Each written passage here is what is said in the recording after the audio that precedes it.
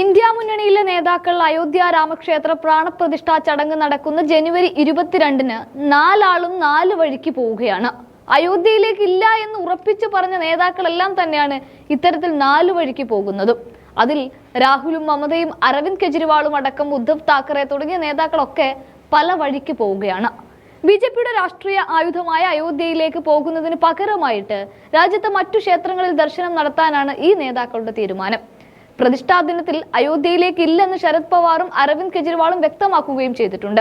തിങ്കളാഴ്ച രാമക്ഷേത്രത്തിലെ വിഗ്രഹ പ്രതിഷ്ഠാ ചടങ്ങിൽ പ്രധാനമന്ത്രി പങ്കെടുക്കുമ്പോൾ അയോധ്യയിലേക്ക് പോകാതെ വിവിധ ക്ഷേത്രങ്ങളിലെ പൂജാ ചടങ്ങുകളിൽ പങ്കെടുക്കാനുള്ള തീരുമാനത്തിലാണ് ഓരോ പ്രതിപക്ഷ നേതാക്കളും. ഭാരത് ജോഡോ ന്യായ് യാത്ര നടത്തുന്ന രാഹുൽ ഗാന്ധി അസമിലെ കാമാഖ്യ ക്ഷേത്രത്തിൽ പൂജ നടത്തുമെന്നാണ് വിവരം. കൊൽക്കത്തയിലെ കാളിഘട്ട് ക്ഷേത്രത്തിൽ ദർശനം നടത്തുന്ന മമതാ ബാനർജി മതസൗഹാർദ്ദ റാലിയിലും പങ്കെടുക്കാൻ തീരുമാനിച്ചിട്ടുണ്ട്. നാസിക്കിലെ ശ്രീരാമക്ഷേത്രമായ കാലാറാം ക്ഷേത്രത്തിലെ മഹാ ആരതിയിൽ ഉദ്ധവ് താക്കറെ ഭാഗമാവുകയും ചെയ്യും. ഹനുമാൻ ചലീസ ചൊല്ലി ദില്ലിയിലെ ഹനുമാൻ ക്ഷേത്രത്തിൽ ദർശനം നടത്താനാണ് മുഖ്യമന്ത്രി അരവിന്ദ് കെജ്രിവാളിന്റെ പദ്ധതി. ഇതുകൂടാതെ ക്ഷണം സ്വീകരിച്ച ശരത് പവാർ പണി പൂർത്തിയായ ശേഷം അയോധ്യയിൽ എത്താമെന്ന് ക്ഷേത്ര ട്രസ്റ്റിനെ അറിയിക്കുകയായിരുന്നു. പ്രതിഷ്ഠാ ദിനം കഴിഞ്ഞതിന് ശേഷം പോകുമെന്നാണ് കെജ്രിവാളിന്റെ നിലപാട്. പ്രതിഷ്ഠാ ചടങ്ങിൽ നിന്ന് വിട്ടുനിൽക്കാൻ ഇന്ത്യ സഖ്യം പൊതു നിലപാട് എടുത്തിരിക്കുകയാണ്.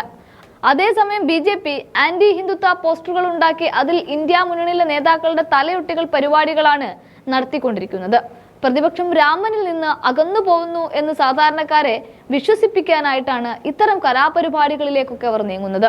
എന്തായാലും രാജ്യത്തെ മറ്റു ക്ഷേത്രങ്ങൾ സന്ദർശിച്ചുകൊണ്ട് ബിജെപി രാഷ്ട്രീയത്തെ മാത്രം എതിർക്കുക അല്ലാതെ ആചാരാനുഷ്ഠാനങ്ങൾക്ക് എതിരല്ല എന്ന് കാണിക്കുക കൂടി ചെയ്യുകയാണ് പ്രതിപക്ഷം.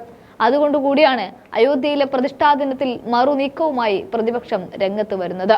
ഇതൊരു കടുത്ത നീക്കം കൂടിയാണ്, അതും ബിജെപിക്കെതിരെ.